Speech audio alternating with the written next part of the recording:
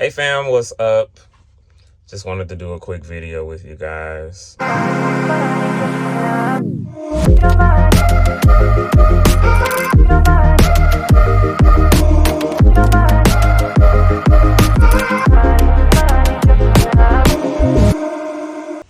So, it's 3 o'clock. I'm supposed to be working. And I can't work because there is a leak. The truck has a leak. And I'm a little irritated by that. Just a little bit. Because I knew something was up with the truck. Because the dude I shared the truck with told me. So, you guys know I'm off Tuesday and Wednesday.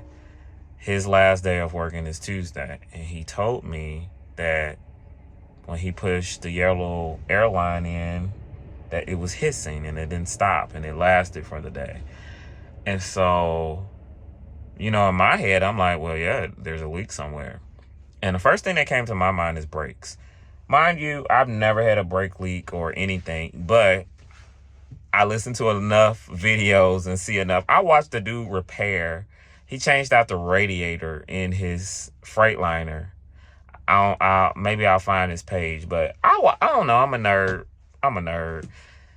And this goes to show, so when that came up, I told him, I said, hey, you need to call the fleet manager. You need to call roadside. And he failed to do that. And so when you're sharing a truck, this is just to give you some knowledge. So if you guys are wanting to run local, you might have to slip seat. And so when that occurs, that means go the extra mile, pre-trip, check your stuff. Because it's just not you. When you drive your own truck, when I had my own truck at Rail, I got a brand new 2024. I was the first person to ever drive it. It had 52 miles on it. And I've bought brand new cars, 2 brand new cars in my lifetime. So, you're the first to drive it.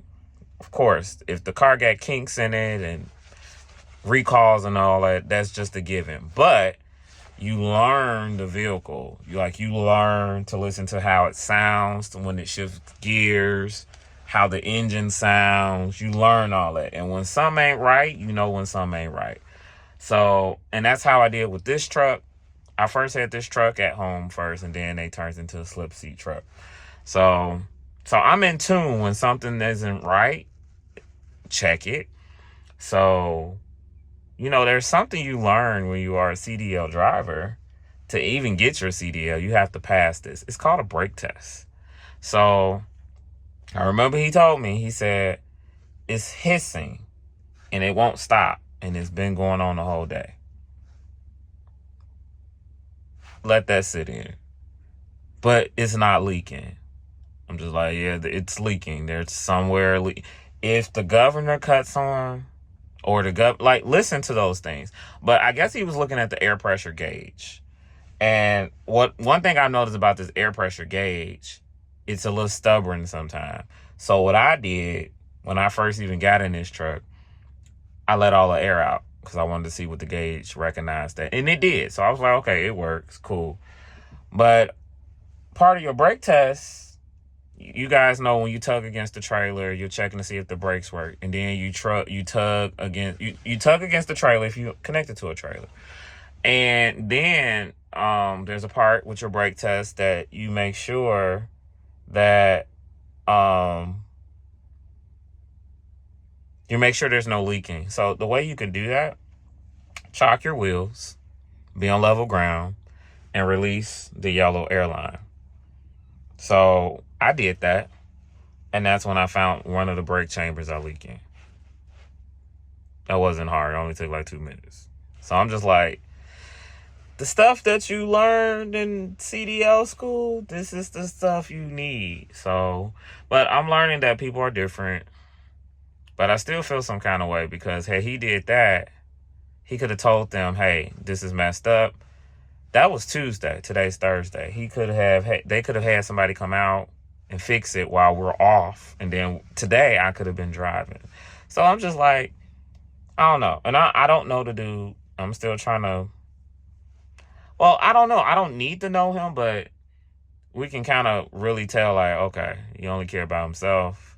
But not only that, that would have been a violation. Hey, he got pulled over, and he got a whole brake chamber leaking. And it's loud. Like, I literally went out there. It's loud. I will show you all, but I'm not going to do that on camera. I'm not going to do all of that. But, so now I call roadside, call my fleet manager. And it's probably going to be like 2 hours until somebody can get here and fix it. And then I don't know how long it takes to fix it, because I've never actually had this problem. But, yeah. So that's how my Monday/Thursday is starting. But I'm going to go get me some Wingstop across the street, because we do have a car that works. Like, my car is working. So, yeah, it's going to be an interesting day. I'll talk to you guys later.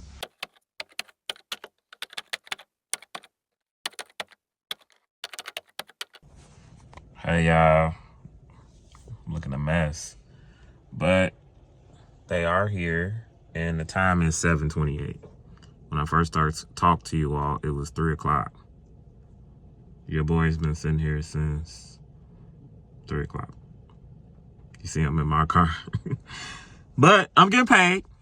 We do have breakdown pay. So, getting paid. Excuse the hair. I ain't been doing nothing. So that's why I look like this. But stuff like this does happen. Equipment ran all the time, does break down, and gotta do what you gotta do. I just wish, yeah, we're gonna have to get on one accord, because this could have been fixed. So I did order me some Wingstop. Got my water, and I've just been camping out. It just literally stopped raining. And so the gentleman who's fixing the truck, he's underneath it right now. But the gentleman who's fixing it, he actually came over in the rain and was like, "Are you in a rush?" I was like, "I'm really not in a rush. But I understand it was raining. And he was just like, "I want to wait till at least slack up a little bit, because it was crazy. It was crazy." And this is a lot, so there's no trees or anything like that. So, so what a day. What a day.